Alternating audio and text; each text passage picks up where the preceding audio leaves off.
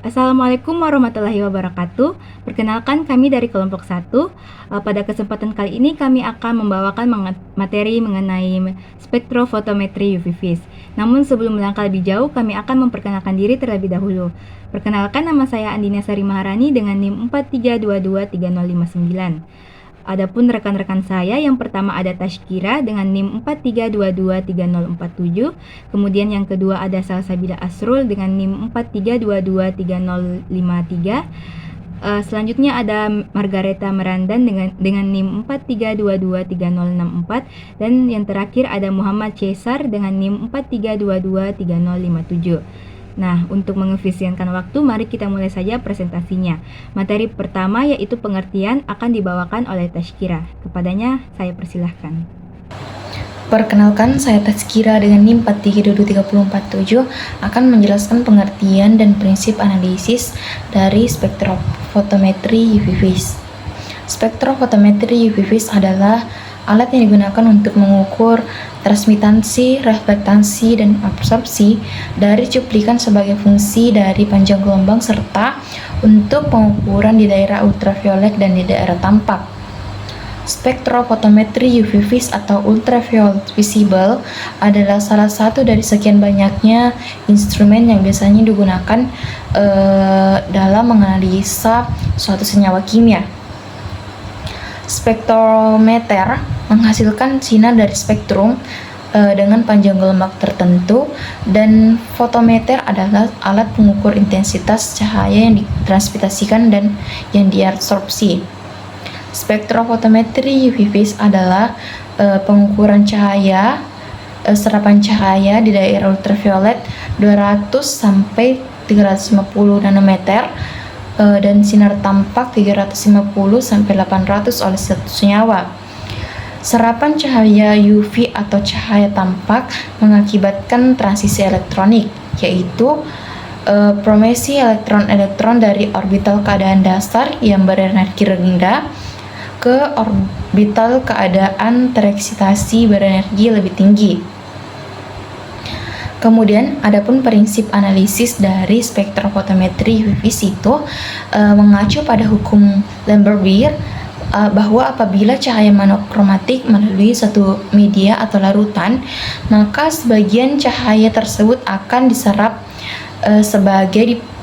dan sebagian dipantulkan, dan sebagian lagi akan dipancarkan.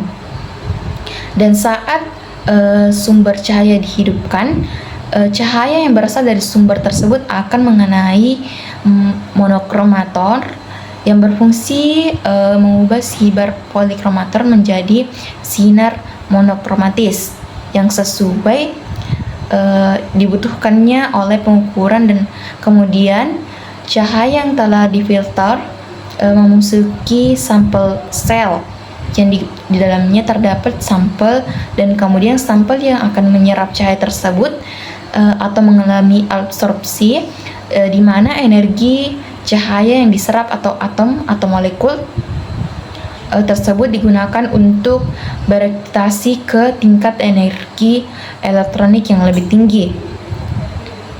Mungkin sekian dari saya. Baik, materi selanjutnya yaitu bagian dan fungsi spektrofotometri UV vis akan dibawakan oleh Muhammad Cesar. Kepadanya saya persilahkan.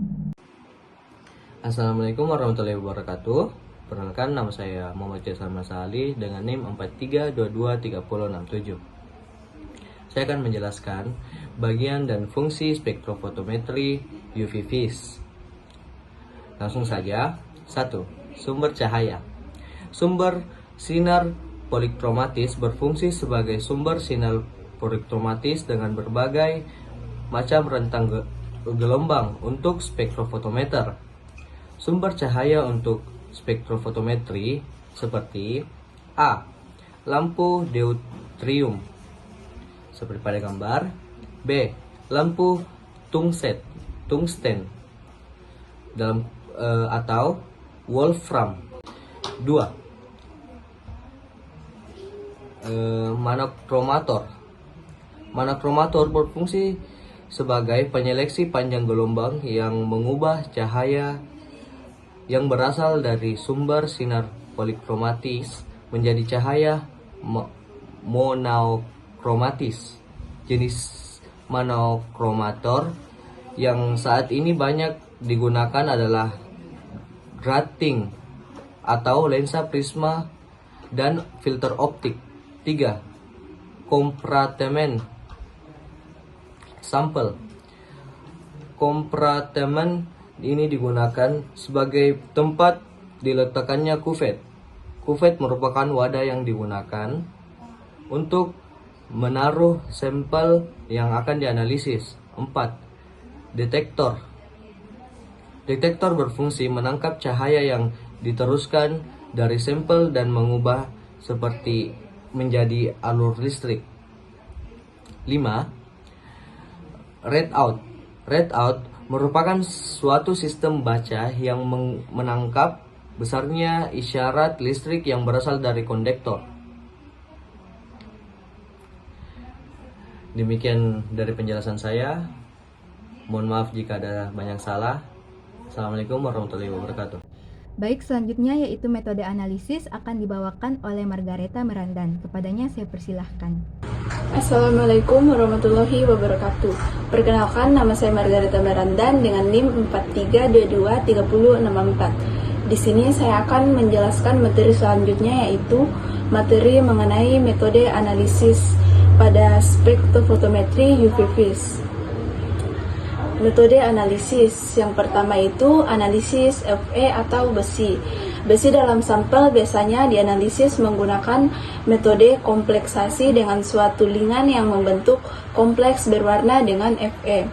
Langkah-langkah yang dilakukan yang pertama yaitu melarutkan sampel dalam asam, biasanya HCl atau HNO3, untuk memastikan Fe berada dalam bentuk ionik. Kemudian langkah yang kedua yaitu tambahkan larutan otrofenantrolin yang akan membentuk kompleks Fe fenantrolin yang berwarna merah.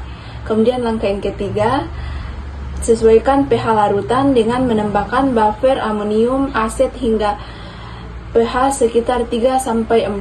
Kemudian langkah yang keempat, ukur absorbansi kompleks pada panjang gelombang maksimum 510 nanometer untuk Fe fenantrolin. Kemudian langkah yang terakhir atau yang kelima, bandingkan absorbansi sampel dengan kurva kalibrasi yang dibuat menggunakan larutan standar Fe. Kemudian yang kedua yaitu analisis vitamin C atau asam askorbat.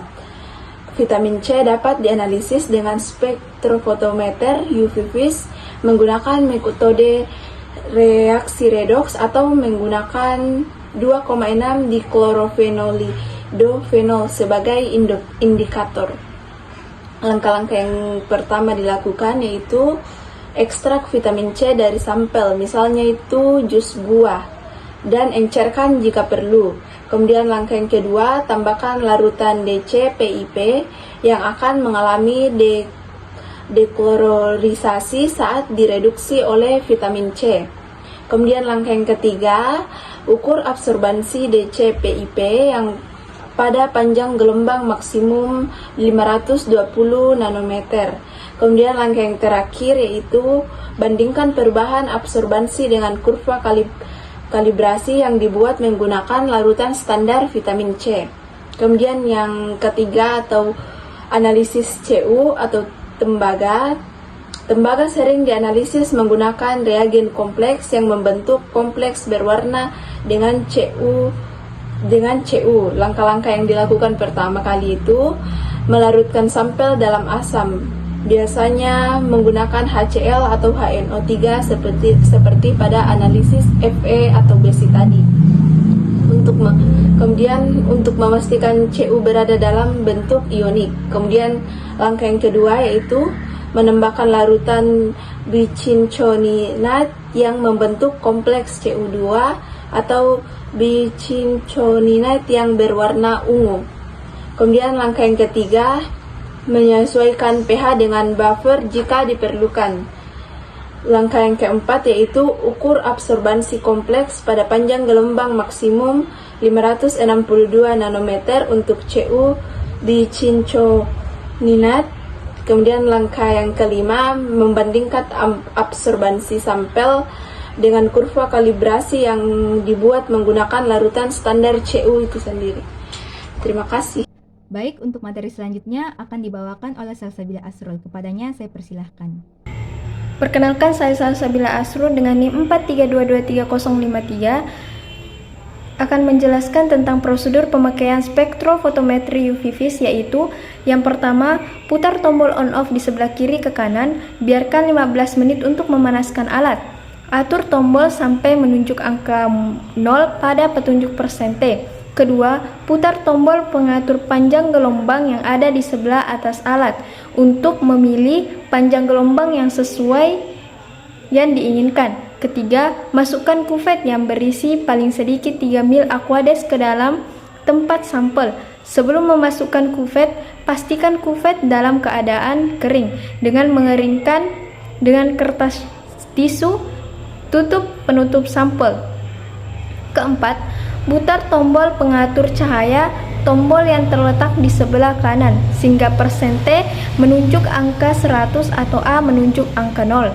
Kelima, angkat kuvet yang berisi Aquades dari tempat sampel dengan tutup. Ganti isi kuvet dengan larutan lampu, baca serapannya. 6. Ganti larutan blanko dalam kuvet dengan larutan standar atau larutan uji. Baca serapannya. Lalu, saya akan menjelaskan tentang kelebihan dan kekurangan spektrofotometri. Yang pertama yaitu kelebihan spektrofotometri. Pertama, panjang gelombang dari sinar putih dapat lebih terseleksi. Kedua, caranya sederhana. Ketiga, dapat menganalisa larutan dengan konsentrasi yang sangat kecil. Kekurangan spektrofotometri yang pertama, absorbasi dipengaruhi oleh pH larutan suhu dan adanya zat pengganggu dan kebersihan dari kuvet. Kedua, hanya dapat dipakai pada daerah ultraviolet yang panjang gelombangnya 185 nanometer. Ketiga, pemakaian hanya pada gugus fungsional yang mengandung elektron valensi dengan energi eksitasi rendah. Keempat, sinar yang dipakai harus monokromatis. Terima kasih. Baik, materi selanjutnya akan dibawakan oleh saya sendiri. Perkenalkan, nama saya Andina Sari Maharani dengan NIM 432235059. Nah, pada kesempatan kali ini saya akan memaparkan mengenai perbandingan antara spektrofotometri UV vis dengan alat lainnya. Pada kesempatan kali ini kami akan membandingkan spektrofotometri UV vis dengan AAS atau Atomic Absorption Spectrophotometry. Nah, perbandingan ini kami lakukan dengan membandingkannya pada analisis vitamin C. Nah, pada spektrofotometri UV vis, spektrofotometri UV vis mengukur absorbansi cahaya oleh vitamin C pada panjang gelombang tertentu, di mana vitamin C memiliki absorbansi sekitar 265 nanometer. Untuk prosedurnya sendiri, pada spektrofotometri UV vis yang pertama dilakukan itu tentunya adalah mempersiapkan sampel, di mana sampel yang mengandung vitamin C dilarutkan pada air atau pada pelarut yang sesuai. Kemudian itu dilakukan pengukuran pada spektrofotometri, di mana pada spektrofotometri ini panjang gelombang diatur sesuai dengan panjang gelombang vitamin C atau pada panjang gelombang 265 nanometer. Setelah itu dilakukan kalibrasi, di mana dibuat kurva kalibrasi menggunakan larutan standar vitamin C dengan konsentrasi yang diketahui. Lalu setelah itu dilakukan analisis atau diukur absorbansinya dan digunakan kurva kalibrasi itu sebagai tempat untuk menentukan konsentrasinya, di mana pada kurva kalibrasi akan didapatkan persamaan garis lurus Y sama dengan AX tambah B. Nah, dari sini kita bisa menentukan konsentrasi dari vitamin C itu berapa. Kemudian, untuk keuntungan dari spektrofotometri UV vis sendiri itu, yang pertama, metode ini relatif sederhana dan cepat dilakukan. Yang kedua, spektrofotometri UV vis biasanya lebih murah dibandingkan AS.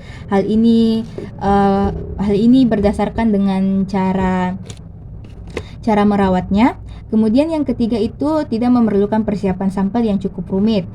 Cukup larutkan sampel saja dengan pelarut yang sesuai, dan kemudian larutan tersebut bisa diukur absorbansinya menggunakan spektrofotometri UV vis. Kemudian untuk kekurangannya sendiri, yang pertama untuk spektrofotometri itu alatnya kurang spesifik, di mana dikhawatirkan mungkin terdapat interferensi dari zat lain yang juga menyerap pada gelombang yang sama. Dan yang kedua itu kurang sensitifnya untuk konsentrasi vitamin C yang sangat rendah.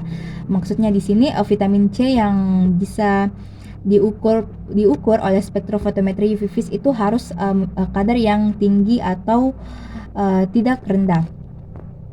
Kemudian kita beralih pada AAS atau Atomic Absorption Spectrophotometry, di mana AAS mengukur konsentrasi unsur berdasarkan penyerapan cahaya oleh atom dalam sampel yang telah diatomisasi, misalnya oleh nyala api atau burner. Nah, metode ini lebih umum digunakan untuk logam, tetapi bisa juga digunakan untuk mengukur kandungan vitamin C setelah konversi menjadi bentuk yang sesuai. Untuk prosedurnya sendiri sama dengan spektrofotometri UV vis tadi, dilakukan persiapan sampel, di mana sampel yang mengandung vitamin C itu diubah menjadi bentuk yang sesuai atau bentuk yang dapat dianalisa oleh AAS. Ya, seperti melalui proses dekomposisi atau derivatisasi.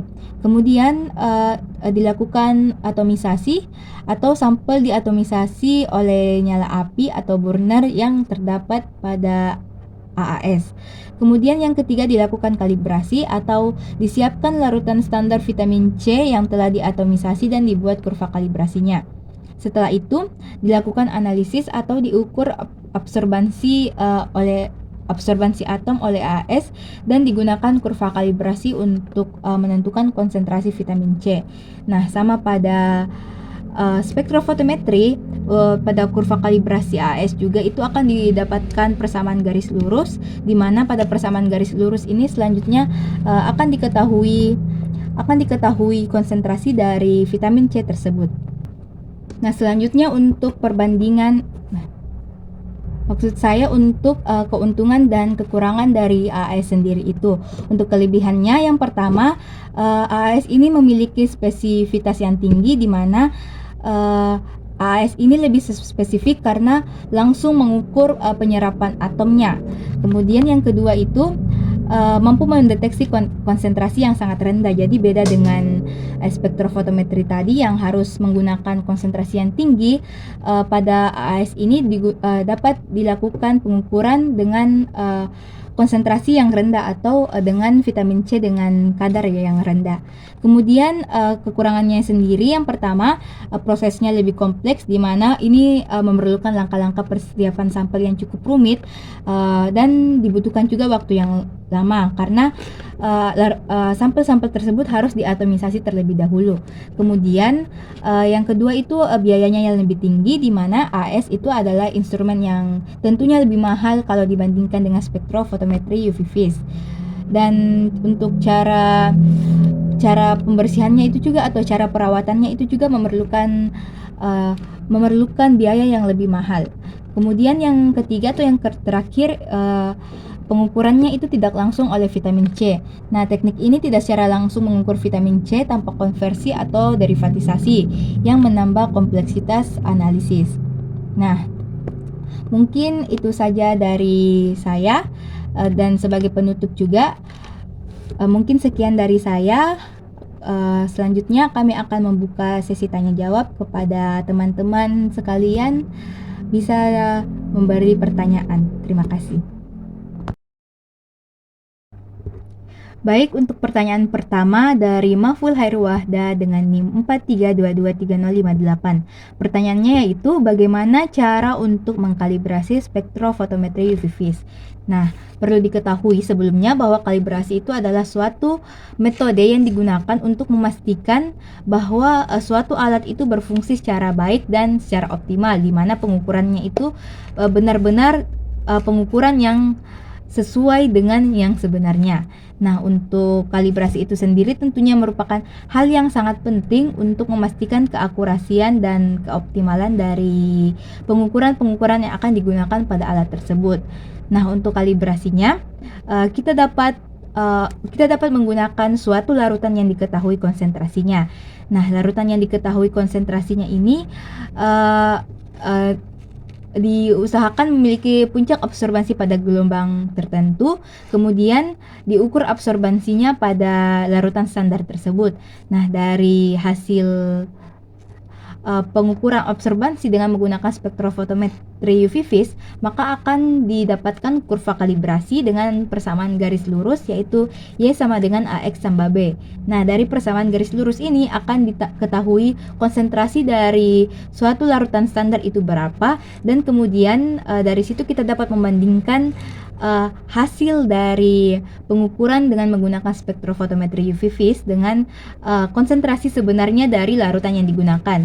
Nah, jika memang larutan tersebut benar-benar persis atau memiliki perbedaan yang masih bisa ditoleransi, maka hal itu bisa dikatakan bahwa spektrofotometri itu masih berfungsi dengan baik dan sudah dikalibrasi. Mungkin seperti itu. Terima kasih. Baik, saya akan menjawab pertanyaan dari Saudari Pratiwi dengan NIM 43223068. Dengan pertanyaan, bagaimana cahaya UV dan cahaya tampak digunakan dalam spektrofotometri untuk mengukur konsentrasi suatu zat? Jadi, cahaya UV dan cahaya tampak digunakan untuk itu sebenarnya tergantung panjang gelombang yang digunakan pada saat mengukur, sesuai dengan panjang gelombang yang diset. Dan spektrofotometri UV vis umumnya dilengkapi dengan dua sumber cahaya. Yang pertama itu lampu deuterium untuk menghasilkan cahaya UV, dan yang kedua itu lampu tungsten untuk menghasilkan cahaya tampak. Untuk zat yang menyerap cahaya dalam rentang UV 200 sampai 400 nanometer itu pengukuran dilakukan dengan menggunakan lampu deuterium. Dan untuk zat yang menyerap cahaya yang dalam rentang waktu 400 sampai 800 nanometer itu pengukuran dilakukan dengan menggunakan lampu tungsten. Mungkin cukup sekian dari saya.